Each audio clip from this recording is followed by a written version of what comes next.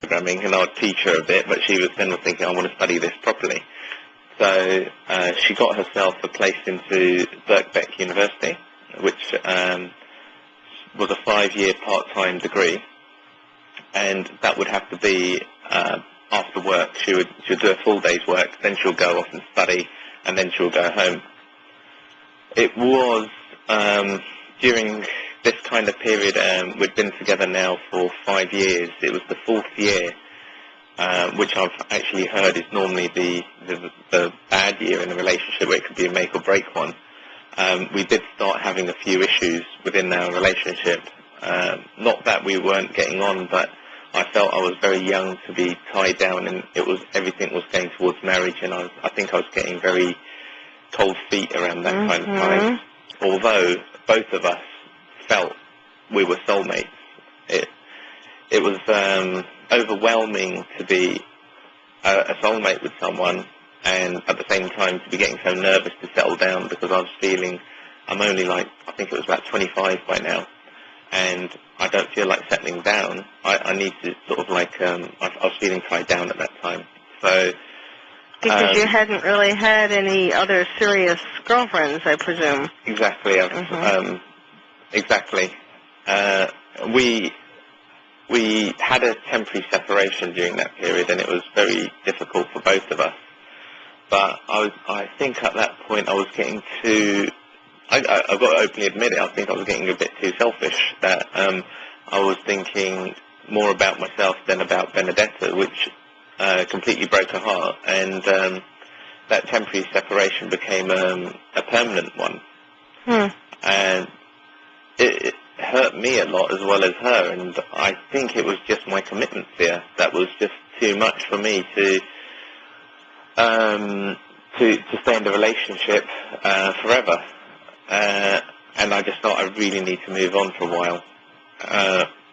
And Benedetta herself, she had a lot of pride that she wasn't going to stick to waiting for me, even though she did for a long time.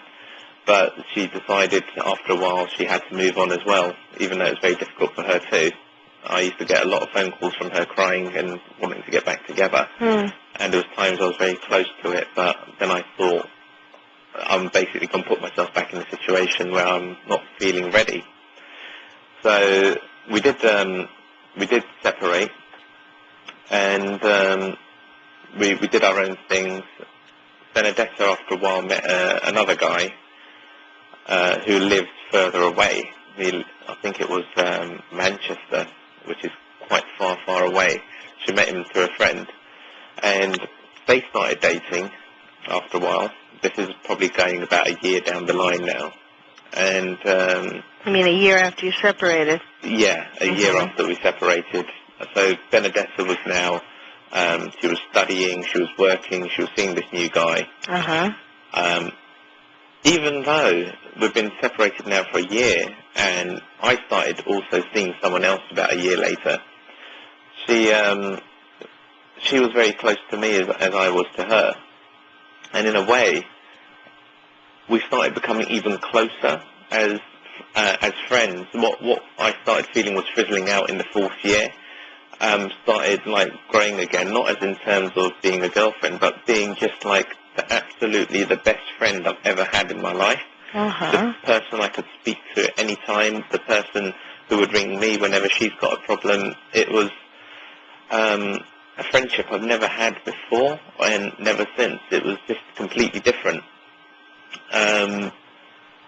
So as time just went on, my new relationship, the girl in question, just made me realise how great Benedetta was, because I wasn't getting treated the same. I wasn't feeling the same. I was constantly feeling upset around her because she just didn't have the same attributes or the same feelings for me, and I could really see the difference now. What a strong relationship I had with Benedetta. So time just started going on and on and on. I broke up with the girl I was going out with after about a year and a half. And Benedetta, she was getting more closer with her new boyfriend to the point they got engaged.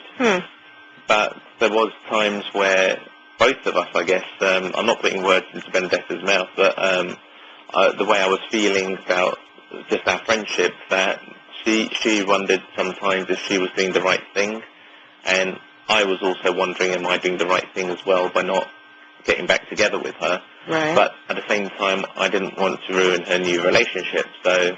But you knew deep down that, I mean, didn't you think that maybe deep down she still loved you more than this person who she was sort of settling for? Yes. Yes, I did.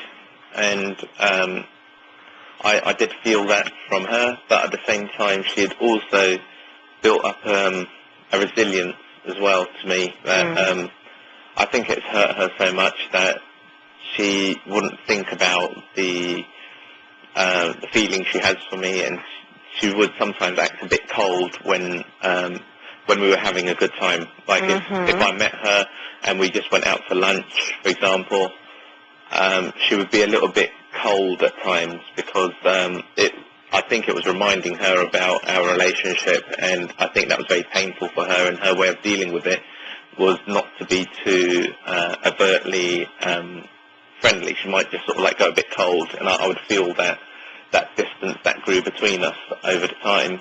But at the same time, I knew I could speak to her about anything, and she'd always be there no matter what time or where or anything, and she'd always be there. So she was just really protecting herself from getting sucked into those feelings and maybe getting hurt again by you.